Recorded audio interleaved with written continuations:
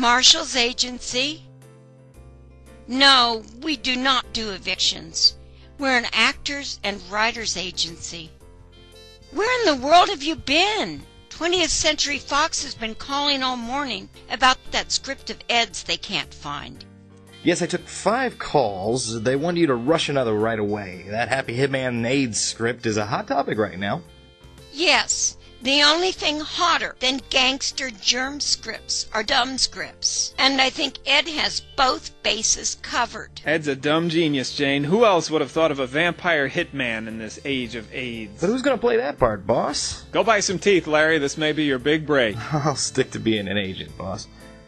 Ed's script, Marshall, where is it? Oh, God, Jane, Ed is going to kill me. He went on vacation, and I told him I have plenty of scripts. Well, don't you? There's over 10,000 scripts there, but none of Ed's I can find. And I keep his in a special place, next to the herring in the refrigerator. Have you looked on your desk? There you go, slave driver. You expect me to find anything there? This is why normal agencies have mail rooms. Yes, but they all have normal employees. It's got to be here somewhere. Here's one. Oh, thank God, Jane. You may have saved my life. You know how Ed got his big break? Wasn't he a famous house painter? Close. He used to be a top tagger until they shot him in the knee with a BB gun for not paying his dues to the Taggers Benevolent Association. So what? So he got the union officers' addresses and tagged their houses. So that's how he became a national hero and sold his first script. Your house might be an improvement, boss, with some of Ed's artwork. There, now that I can breathe easier, I think I like this desk better. You can have mine, Gumby. Well, don't breathe easy too soon. Half the pages are unreadable or missing. Coffee stains, ketchup, and the rest, I think somebody ate hot fudge sundae off. I saw you eat one yesterday, You boss. snitch, Larry. Okay, I know it's my fault. Send it to the laundry with the money. Don't have those backers anymore. See, I knew it was a mistake when you made me get an honest backer. They picked the perfect way to make money disappear. Are you aware you owe me 2 months' salary and 3 months overtime? Hey, as long as I owe you, you'll never be broke.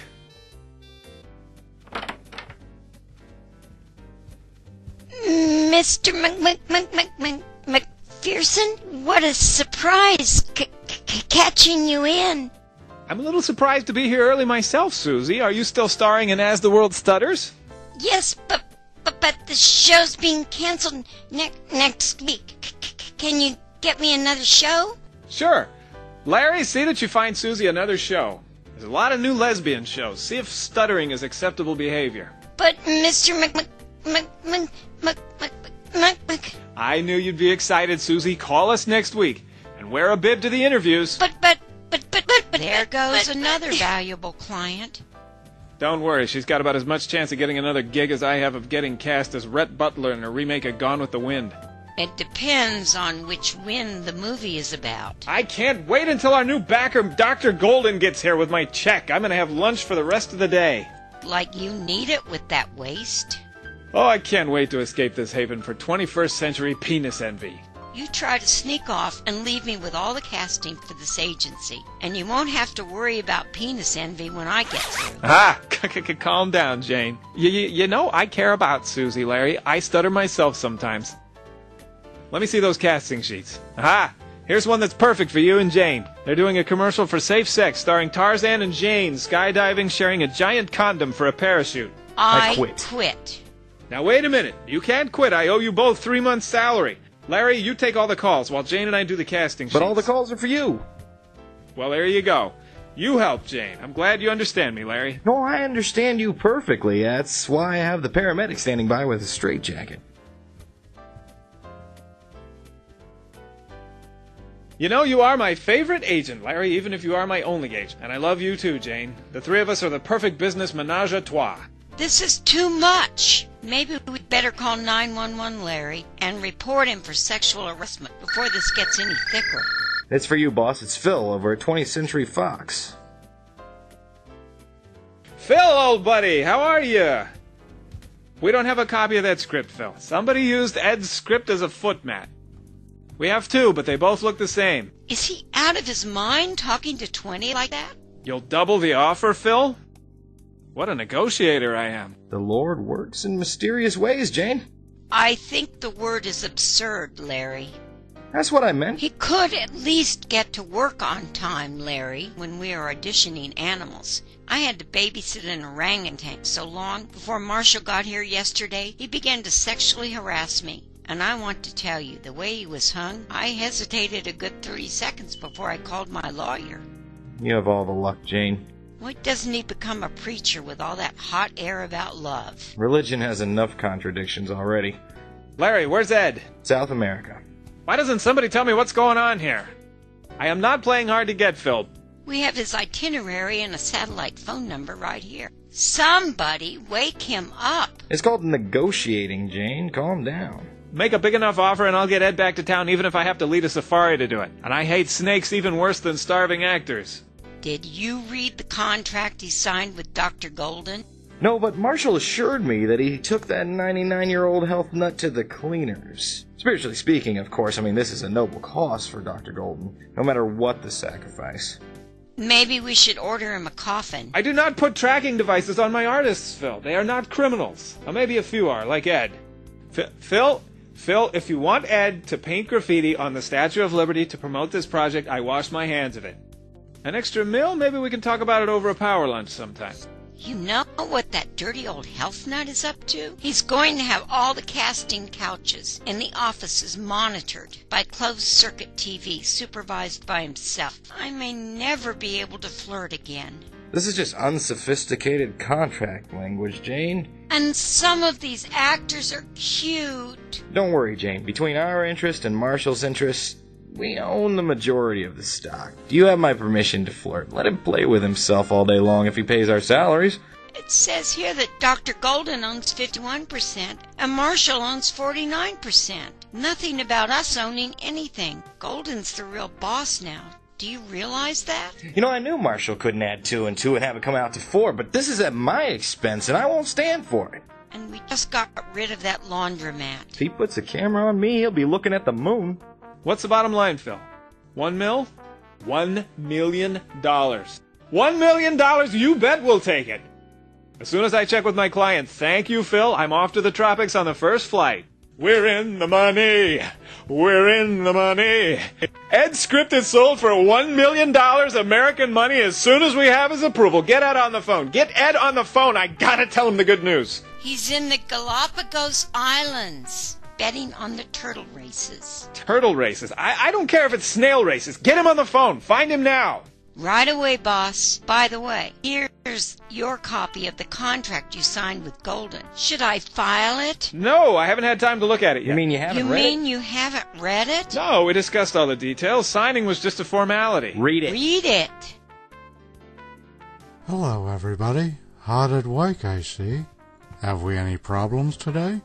Come right this way, gentlemen. What's going on, Doc? We didn't discuss anything about decorating.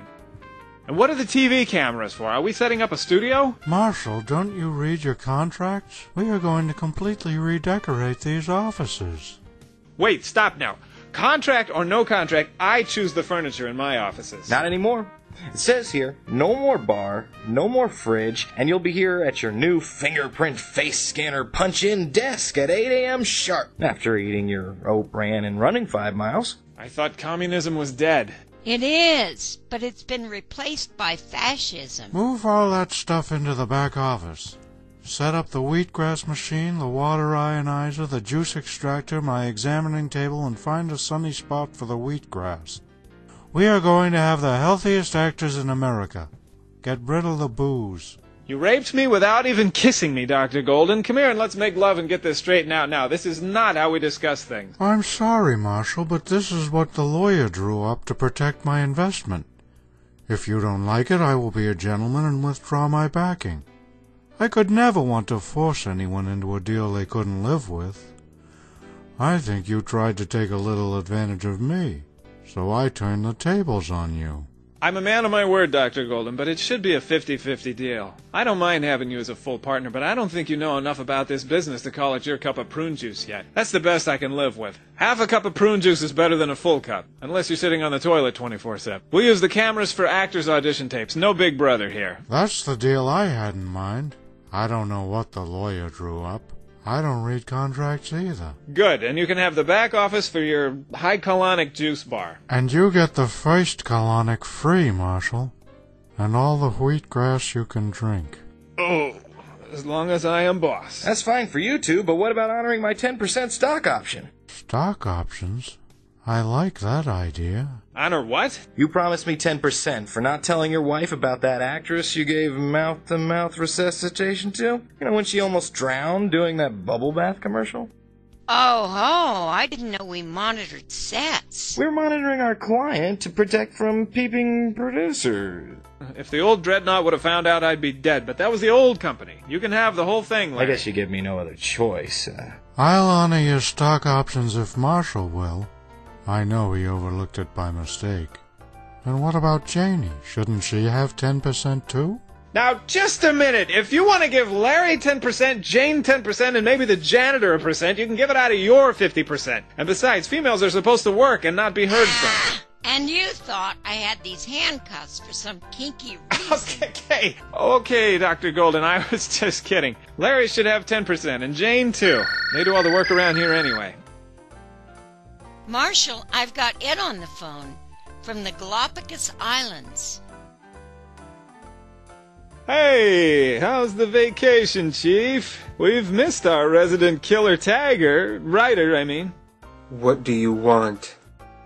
Is somebody sitting on your face? I can't seem to make out a word you're saying. I'm in a jungle hospital. What? In a jungle hospital? You got bit by a giant turtle? At least did you win the race? You did! In the turtle's mouth?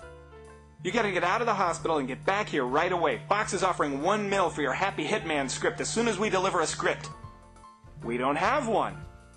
There was an earthquake and the herring fell on it. My house is fine. Why? I like it the way it is. You gotta get back here, even on a stretcher. Do you understand? $1 million, not pesos, American money. You don't have to tag anybody, although we might be able to make a side deal. You want me to give the turtle a contract? Oh, put a contract on the turtle. Forget the turtle. It's probably dead from food poisoning by now. There's no honor in whacking a turtle. Let me talk to your doctor. It's a conference call, Marshal. Tell him, Doc. What? You're gonna keep him under observation for another week? I don't care if he has rabies. I want him back into L.A. tomorrow. He does. Well, put a muzzle on him and send him anyway. If you do me this favor, I'll hire you as my gardener. In L.A., you'll make more money in an hour as a gardener than you do in that jungle in a year as a doctor. Deal? Put Ed back on. Ed, it worked. I'll see you in 24 hours. And if you got rabies, try not to foam at the mouth when we pick up the check, or they'll think we're hungry and cut our perks. Goodbye, Chief. Jane, I'm going to go back and see if the good doctor has anything stronger to drink than carrot juice. Ed is threatening to blow up my house if this deal falls through. Come on, Larry, you're buying. Hi, Jane. Why so glum? Is Marshall being a bad boy again? We are looking for an actress 18 or older that can pass for a pregnant teenager. No, you don't have to get pregnant, but it wouldn't hurt if you were. Knowing this director, you might end up that way. You're 18, going on 15. Perfect. Come in tomorrow at 10 a.m. and look innocently trashy. Speaking of 25 and going on 8, how are you, Georgia? I'm perfect for that part. Mentally, you're a little too young, and physically, you look like the typical worn-out 25-year-old Hollywood nymphomaniac. Well, I want to see Marshall. He promised me 3 interviews this week, and I haven't heard a word from him. He only sees me when I'm doing underwear commercials. He's in an important meeting. Did you have an appointment, or did you just come over to give away Victoria's secrets? You know it's a waste of time making an appointment with Marshall, because he never keeps them. That's rotten, but the truth. Wait here.